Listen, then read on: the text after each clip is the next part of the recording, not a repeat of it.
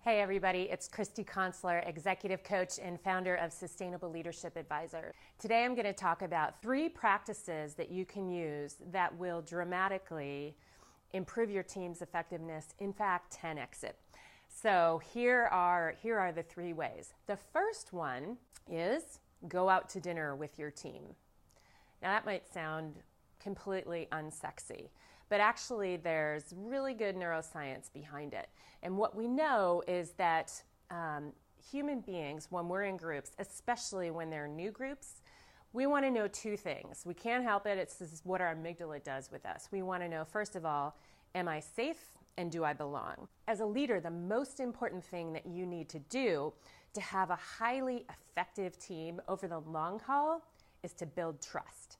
The trust on your team needs to be rock solid. And we know that the best way to do that is by actually taking your team out to dinner. And when you do that, first of all, dinner, why not lunch? Lunch can be rushed, right? You usually have about an hour. It's hard to break out of the day-to-day. And when you go out to dinner, you have longer. And what this will help you do is actually build the trust with your team and from a neuroscience perspective, kind of calm the critter brain of the people on your team. It lets them know they can trust you, they belong as part of this group.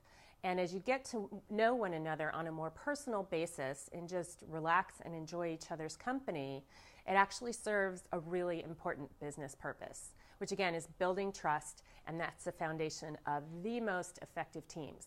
Because when push comes to shove in those really tough moments in business, you need to be able to absolutely trust your team. And so the shortcut to doing that, take your team out to dinner, enjoy yourselves, get to know one another. The second tip is to intentionally build excellent communication skills with each member in your team and among all the members of your team. And so there's some really good ways to do this.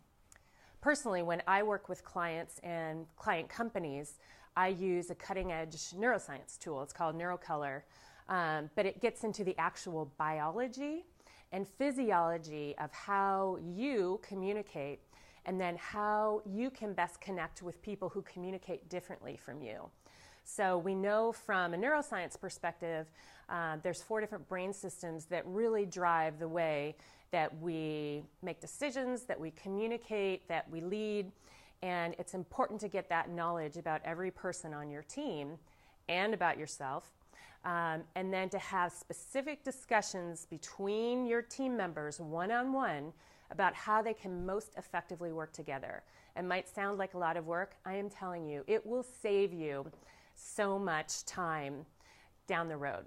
If you know that if you intentionally work on building great communication skills between each of your team members, you've already built a foundation of trust and just a comfort level among people personally, right? You've been out to dinner, hopefully more than once, and then you're really intentional about being excellent communicators, and everyone knows that it's important to flex their style towards the other person in order to have the most effective interaction. And then the third tip is this: make yourself hold at most 30-minute meetings with your team. A lot of time gets sucked up in meetings that don't need to happen, and a lot of meetings cover things that really could be handled by other forms of communication. So what I want you to do is force yourself to hold at most 30-minute meetings with your team, even when it's a really meaty topic, and have them do the same thing as they're meeting with themselves, among themselves and with others, cross-functional partners that they work with.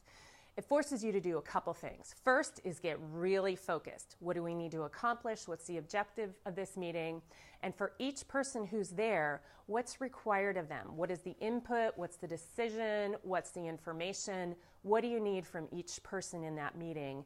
And then third, you need to walk away with specific action steps that move you towards your goal.